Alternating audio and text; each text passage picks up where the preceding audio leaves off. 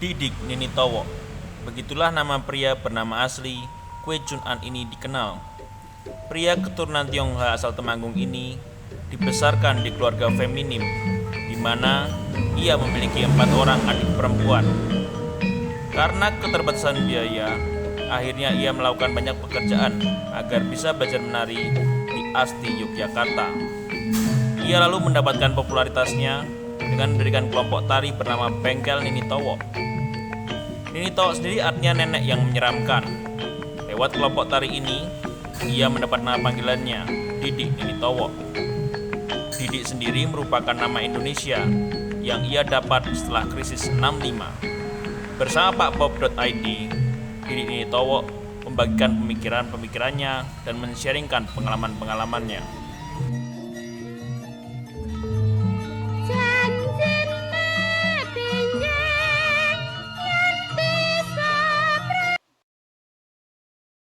Ini sebenarnya program dari pemerintah, dari Kementerian Pendidikan dan Kebudayaan, belajar bersama maestro, BBM, itu kan ada logonya ya, BBM, belajar bersama maestro, yang sudah diawali tahun 2015.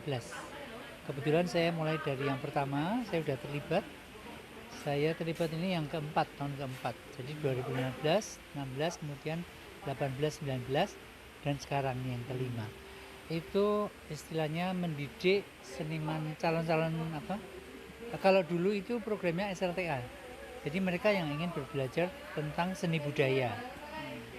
Makanya mereka diundang dari banyak daerah, disupport oleh pemerintah, disuruh tinggal bersama maestro. Jadi yang 4 kali kemarin itu saya di Jogja di rumah aja, muridnya yang datang, mereka tinggal dengan saya. Karena itu sebenarnya sistem belajar yang cukup efisien dan bagus. Mereka tinggal bersama maestronya sehingga dia bisa melihat kehidupan sehari-hari maestro.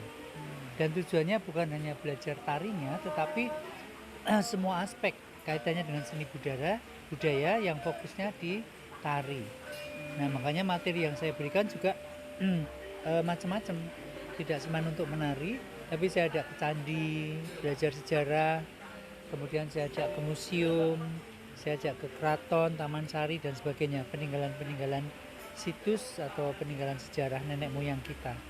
Jadi tujuannya adalah membekali siswa ini supaya dia nanti menjadi calon generasi penerus yang berbudaya. Sekarang dengan masuknya modernisasi, globalisasi itu kan, kalau lihat generasi muda sekarang kan instan tuh mas. Iya. Generasi milenial yang instan dan sangat-sangat kurang peduli terhadap seni budaya sendiri. Padahal itu kan kearifan lokal, ya kan? Dan itu adalah kebanggaan dan identitas bangsa Indonesia.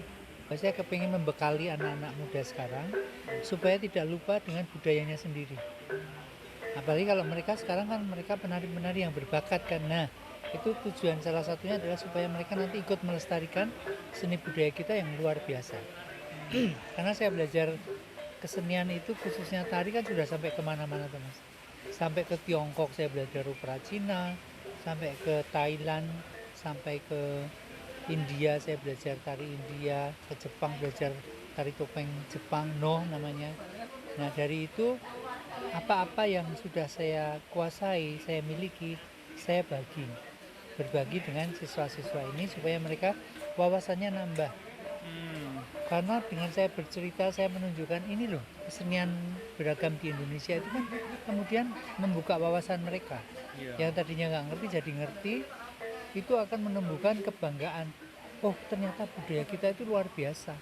Dan itu tidak dijumpai di negara lain mas. Jelas modernisasi, adanya gadget itu kan juga sangat mengganggu toh. Makanya peraturan saya adalah waktu ikut workshop saya tidak boleh pegang HP. Sama sekali. Kalau lagi istirahat silakan, mau HP-nan, mau smoking silakan. Jadi kita memang kelihatannya seni ya, tapi harus disiplin mas. Saya belajar seni kalau nggak disiplin nggak bisa mencapai seperti sekarang, ya kan? Itu yang kadang-kadang dilupakan.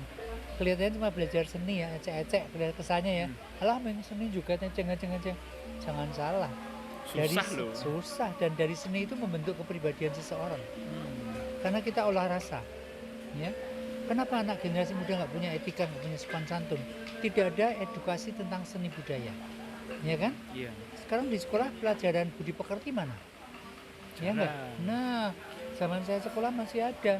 Nah, itu yang membentuk budaya, membentuk anak berperilaku sopan santun, etika itu kan dari budi pekerti, dari seni budaya. Karena seni budaya kan belajar keindahan, harmonisasi, ya. Disiplin juga sebenarnya ada di situ, hanya kadang-kadang kita nggak sadar.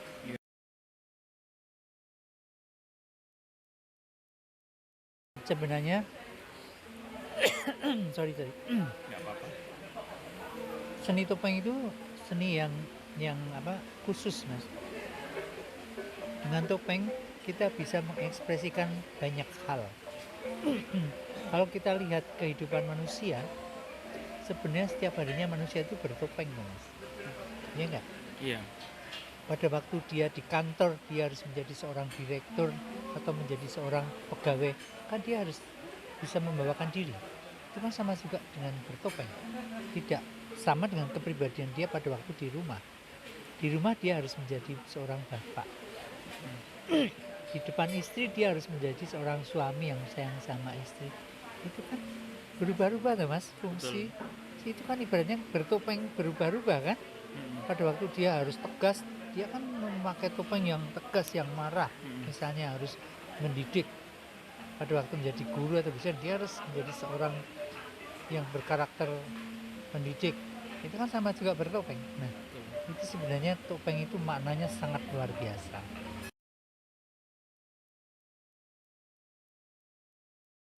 Di Sulawesi ada 5 gender yang tidak diakui di daerah lain. Di dalam komunitas Bugis, gender itu 5. 1 laki-laki, 2 perempuan, 1 perempuan yang tomboy, yang maskulin. Ada kan di masyarakat? Ada. Nah. Tapi nggak diakui. 1 laki-laki yang feminin. Ada kan di masyarakat? Tapi diakui. Nah. Nggak beda-bedakan. Nah, kemudian yang 1 adalah pendeta. Yang ritual itu namanya kalau di Sulawesi atau di Bugis itu bisu. Pendeta bisu double S ya, BISSU.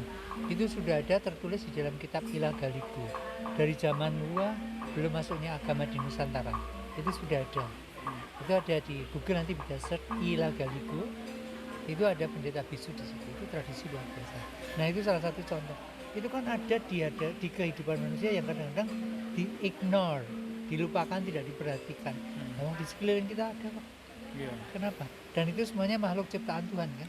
Tapi kok bisa yang masyarakat Bugis jauh lebih toleran daripada masyarakat kita sekarang itu kenapa? Nah, kenapa? Nah, itu silakan introspeksi diri sendiri. Ada apa yang salah di diri kita, ya kan? Kalau saya kan nggak bisa menunjuk, oh ini harusnya bagaimana gini, ya kan? Saya kan nggak berhak untuk itu kan? Kekuatan saya seberapa?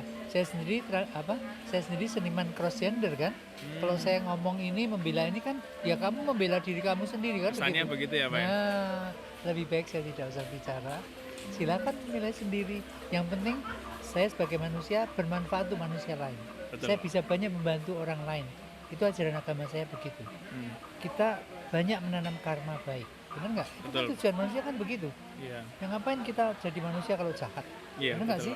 Isinya cuma benci sama ini, benci sama itu, sok suci sendiri, sok mau surga sendiri, mau masuk surga sendiri. Emangnya Tuhan sudah menentukan kamu mau masuk surga?